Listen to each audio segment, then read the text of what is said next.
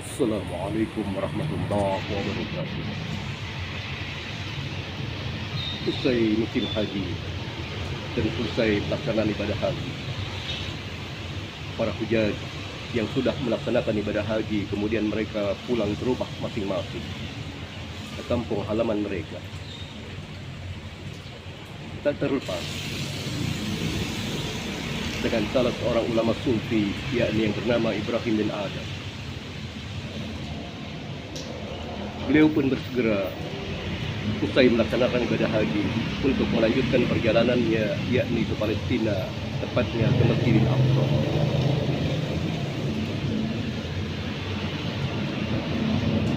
Namun untuk di perjalanan, beliau berusaha untuk mencari bekal di perjalanannya agar bahwasanya sampai ke Masjidil Aqsa atau ke Palestina. Dan kemudian dia mendapati salah seorang penjual korma yang ada di sekitar kota Mekah. Dan kemudian pada saat itu Ibrahim bin Adam pun membeli beberapa kilo korma. Setelah terjadi akad jual beli, kurma itu pun dibungkus oleh si penjual, yang pada saat itu penjual korma sudah dalam keadaan tua renta. Begitu Ibrahim mengambil buah korma yang diberikan oleh penjual tadi, kemudian Ibrahim akan berangkat menuju ke Palestina. Tiba-tiba pandangan matanya jatuh ke bawah meja, karena dilihat ada sebutir korma yang pada saat itu dia melihatnya. Dia mengira buah korma itu adalah buah yang memang tadi dibelinya kemudian jatuh. Tanpa banyak bicara dan panjang lebar, Ibrahim bin Adam kemudian mengambil buah korma tadi dan kemudian memakannya. Dan setelah itu pun akhirnya Ibrahim bin Adam pergi ke Palestina, kurang lebih hampir menempuh perjalanan, yakni dengan berjalan kaki sekitar kurang lebih 3 bulan lamanya menuju ke Palestina atau ke Masjidil Aqsa. Sampai kemudian Ibrahim bin Adam ke Palestina, tepatnya di Masjidil Aqsa. Beliau masuk dan mencari tempat favoritnya, yakni berada di bawah kubah sakrah atau kurbah batu kuning. Dan kemudian beliau berzikir dan melakukan wirid. Setiap hari sepanjang malam itu yang dilakukan oleh Ibrahim bin Adam. Akan tetapi di suatu malam, tiba-tiba Ibrahim bin Adam seakan-akan mendengar ada percakapan 2 orang yang sedang dalam keadaan memperbincangkan dirinya. Dan Ibrahim bin Adam tahu kalau itu bukan manusia biasa, akan tetapi malaikat. Dan tatkala itu salah seorang malaikat berkata kepada malaikat yang satu, Ibrahim bin Adam, beliau adalah ulama ahli sufi yang dahulu doanya amat sangat diijabah, dikabul oleh Allah Subhanahu wa ta'ala. Namun setelah 3 bulan ini, Ibrahim bin Adam sudah dalam keadaan doanya tidak lagi diterima dan dikabul oleh Allah Subhanahu wa ta'ala. Kemudian malaikat yang satu bertanya, kenapa? Dan kemudian malaikat itu pun menjawab, karena Ibrahim bin Adam telah memakan sesuatu yang bukan haknya, yakni sebutir korma waktu beliau ada di kota Mekah. Mendengar perbincangan 2 malaikat tadi, betapa sedih Ibrahim bin Adam pada saat itu, karena apa yang dilakukan selama ini. Dengan segala kebersihan jiwa dan hatinya, dan begitu juga apa yang masuk ke dalam mulut dan perutnya, yang pada akhirnya semua doa-doanya banyak dikabul oleh Allah Subhanahu wa ta'ala. Mulai pada saat itu dirinya merasa kalau memang doanya sudah lagi tidak dikabul oleh Allah Subhanahu wa ta'ala. Lantas pada saat itu juga Ibrahim bin Adam bergegas untuk kembali menuju ke kota Mekah. tidak lain adalah untuk mencari keriduan dari sang penjual korma yang pada saat itu dia mengira adalah korma miliknya yang jatuh ke tanah, yang kemudian dia memakannya, dan dasarnya itu bukan adalah korma yang dia miliki. Lama berjalan kurang lebih hampir 3 bulan dari Palestina ke kota Mekah.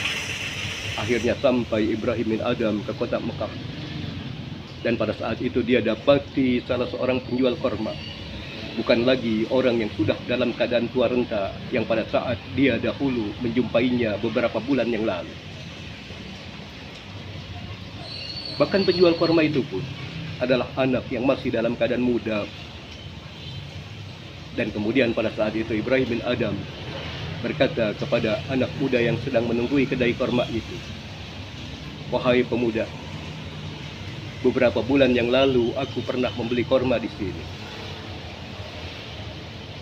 Namun penjual korma itu orang yang sudah dalam keadaan tua." Kemudian sang pemuda itu pun berkata, "Wahai tuan, memang dahulu yang menunggu kedai korma ini adalah orang tua saya yang sudah dalam keadaan tua renta. Namun sekarang beliau sudah dalam keadaan wafat beberapa bulan yang lalu." Kemudian setelah mendengar apa yang dikatakan oleh pemuda tadi, Ibrahim bin Adham menyampaikan maksud tujuannya dia mendatangi kedai korma itu.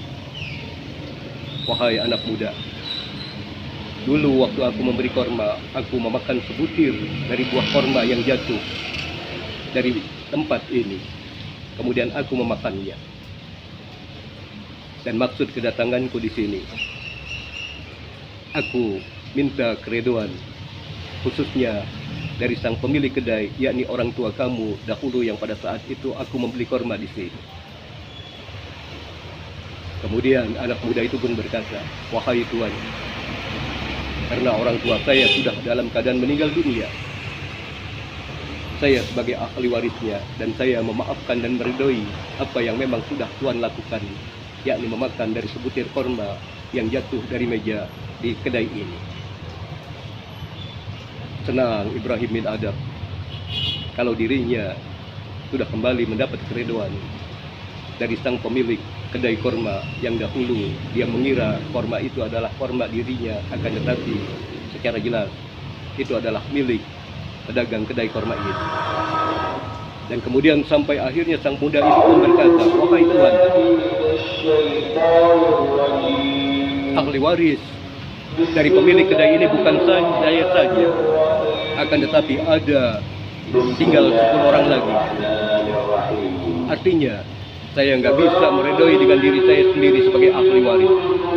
Akan tetapi kalau bisa, tuan menemui dan menjumpai saudara-saudara saya yang lain yang 10 orang." Kemudian Ibrahim bin Adham minta alamat dari saudara-saudara pemuda tadi. Sampai akhirnya sang pemuda itu telah memberikan alamat itu. Dan pada akhirnya Ibrahim bin Adham mendatangi satu persatu dari saudara atau ahli waris sang pemilik kedai korma itu.